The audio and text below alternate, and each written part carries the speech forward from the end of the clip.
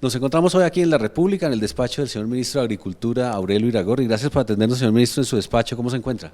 A ustedes muchas gracias, muy honrado de estar en esta entrevista. He visto que en los últimos días ha recorrido varias regiones del país y ha estado bastante activo porque el ministerio tiene unos proyectos no solo para este final de año 2015, sino para lo que viene 2016. Cuéntenos un poco cuál es esa actividad, esa agenda que tiene el ministerio. Establecimos que uno de los pilares fundamentales de este proceso era el diálogo social. Diálogo social, desarrollo rural, que es lucha contra la pobreza, y desarrollo agropecuario, que es cómo mejoramos en los rendimientos del sector agropecuario. Y cuando va a las regiones, ¿la gente qué le dice? Y ese diálogo social nos permite ir a las regiones, escuchar a la gente, se quejan mucho del ministerio, de lo que era, de cómo se desarticuló y se desactualizó de las necesidades de la gente en las regiones. Hace muchísimos años el ministerio no llegaba a muchas partes de Colombia y las inversiones se hacían desde Bogotá, con una corbata como esta, sin pensar en qué era lo que estaba pasando allá, qué es lo que la gente necesitaba, qué es lo que la gente pedía. Eso nos ha permitido tener ese contacto directo, escuchar a la gente. Muchas veces solo escuchándola la gente se siente más tranquila, se desahoga. Pero nosotros además tratamos de resolver y de hacer inversiones en las regiones descentralizadas para que sean ellos mismos los ejecutores. Así llegamos a 850 municipios con inversiones de casi 1 billón de pesos que se descentralizaron por todo el país. Ministro, me imagino que en las discusiones la gente le habla de temas ya muy económicos como la afectación de precios por el dólar, el tema de la competencia de otros países que nos afecta a nuestros insumos y pues el agricultor colombiano y la persona que está en el campo necesariamente termina aprendiendo de esos temas a la fuerza porque la economía lo sobrepasa. ¿Cómo lo puede ayudar el gobierno a un pequeño campesino, pequeño agricultor que quiere volverse competitivo, exportador, que quiere de alguna manera sobrevivir en este mercado ya tan globalizado? La problemática ellos la entienden por sentido común, entienden un alto costo en los insumos, que con la situación del dólar empieza cada vez a subir más, pero lo que más los afecta es, ese es un cuello de botella, pero el cuello de botella más difícil para ellos es lo que yo llamo el precio justo. Los campesinos siembran sus productos y los agricultores en general. Cuando uno va a sembrar, el precio está muy bueno, cuando uno va a cosechar, el precio está por el piso, entonces acaba siendo una especie de lotería y no puede ser de otra manera porque la economía agrícola colombiana gira en torno finalmente a unos oligopolios o a unos monopolios. Tal vez el monopolio más doloroso de todos es el del zar. Aquí hay zar de la piña, zar de la guayaba, zar de la manzana, zar de la papa. Y fijan precio. Y ellos son los que fijan precio de una manera absolutamente antitécnica. Arbitraria. Arbitraria. Se sube una persona al camión, 3 de la mañana, se sube con un cuchillo, abre el bulto con el cuchillo, saca una manotada, por ejemplo, de papa o de zanahoria que venga en el bulto y fija el precio. Por ejemplo, el de hoy para el agricultor está a 35.000 pesos la carga de papa. Eso no da ni para cubrir los costos y ese es el precio hoy. Pero hace 3 meses estuvo a 100.000 pesos el bulto. En ese momento no había mucha cosecha.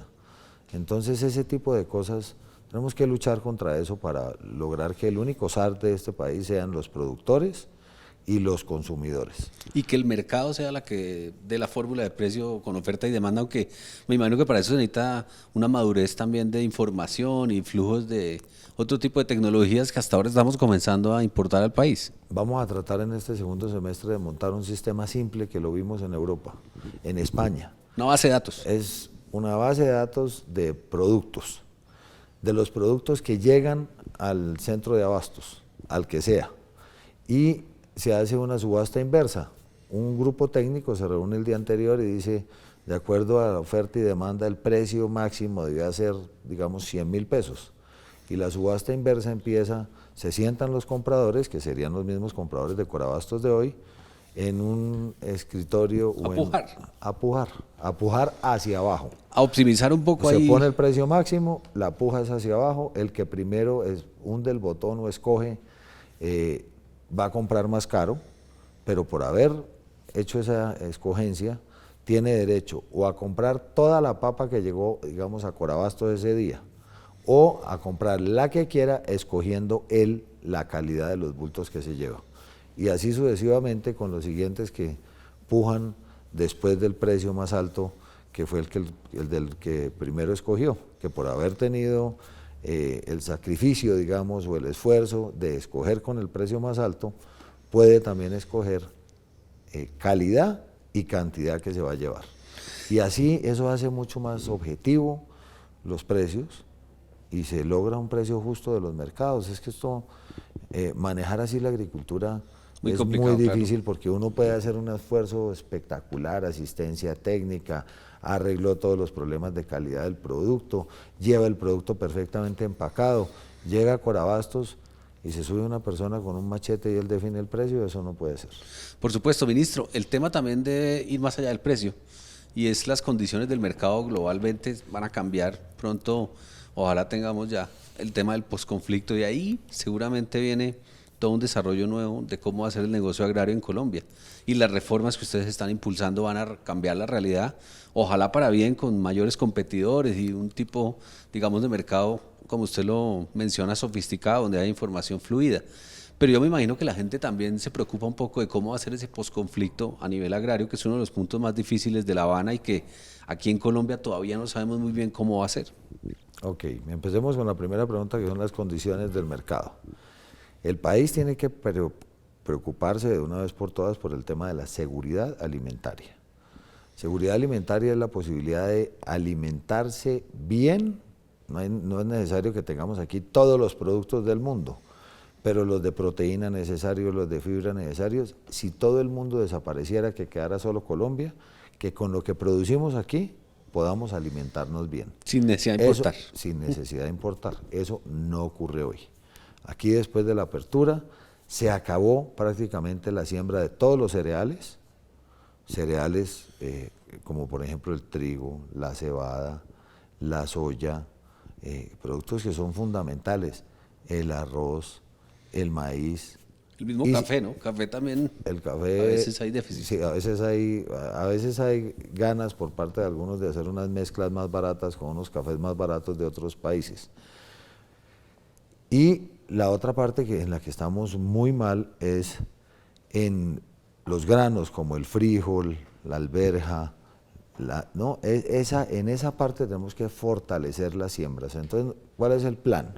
El plan es sustitución de importaciones, y el dólar a los niveles que hay hoy nos da la razón. Incremento en las exportaciones, el dólar nos ayuda en la posibilidad de exportaciones, pero todo bajo el marco seguridad alimentaria. Ecuador y Perú arrancaron con esos procesos hace 10 años y 8 años y finalmente lo lograron. El posconflicto. Nosotros tenemos 113 millones de hectáreas rurales, 113.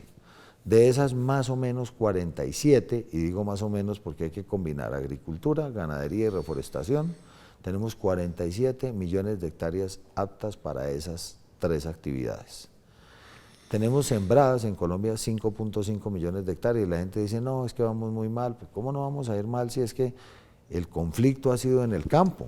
Antes todavía, yo a veces digo, el agro vive de milagro, porque las dificultades han sido tales que solamente los que perseveraron en ese esfuerzo han desarrollado esas actividades. El posconflicto es quitar ese factor de inseguridad en el campo. Y si ponemos en ese momento el campo a producir, multiplicando las áreas sembradas por mucho más que la meta que nos pusimos para estos 4 años, que es 1 millón de hectáreas, vamos a lograr un éxito muy, muy grande en el sector agropecuario. Somos unos convencidos de que el futuro de este país está en el sector agropecuario y que en ese posconflicto tenemos que darle las condiciones de vida a los campesinos que se quedaron atrasadas en bienes públicos, vivienda, salud, educación, porque dejamos de invertir en el campo colombiano, y la reintegración, si se da la firma del acuerdo, de aquellas personas que vienen realizando actividades ilícitas, en este caso guerrilleros, que muchos de ellos vienen de las zonas rurales y tendrán que integrarse en un proceso organizado para formar parte otra vez de la sociedad rural colombiana. Por último, ministro, también hay una variable importantísima en Colombia para todos estos temas económicos y es el transporte, el costo del transporte que se ve afectado por la seguridad, se ve afectado por las condiciones climáticas y una cantidad de variables que a veces se le salen del control pues a esta cartera y que dependen de muchas otras. También usted ve que hay un proyecto allí para trabajar en el largo plazo y buscar de alguna manera que haya un óptimo costo de transporte, que no se exageren en unas tablas que a veces no se cumplen y que los mercados también todo el tiempo critican esto, que el costo de transportarse entre Colombia y no solo la comida y la agricultura, sino todos los materiales de producción de la industria generan unos sobrecostos altísimos porque estamos sobre unos peajes a veces invisibles ahí. ¿Qué se puede hacer para mejorar eso? Para nadie es un secreto que tal vez una de las dificultades más grandes de este país es el atraso en infraestructura. Las inversiones que está haciendo el gobierno nacional en ese tema pues son inversiones históricas, nunca se habían dado ese tipo de inversiones a esos niveles. Queremos poner el país en un nivel competitivo en el tema de transporte. Lo primero era construir vías, construir puertos, organizar otra vez la posibilidad de que en algunas zonas del país funcione la parte de los trenes. Ese esfuerzo que se está haciendo, que se va a notar en unos muy pocos años, inmediatamente nos vuelve más competitivos. Y de ahí siguen las vías rurales, las terciarias, a donde sacamos un mapa a través de la Unidad de Ordenamiento Territorial Agropecuario, un mapa que le va a permitir al gobierno nacional saber en qué zonas están los cultivos más importantes del país, en qué zonas están la mayor cantidad de ganado en Colombia y cuáles vías terciarias tenemos que intervenir para favorecer la salida primaria de esos productos desde las fincas o los predios hacia la carretera principal.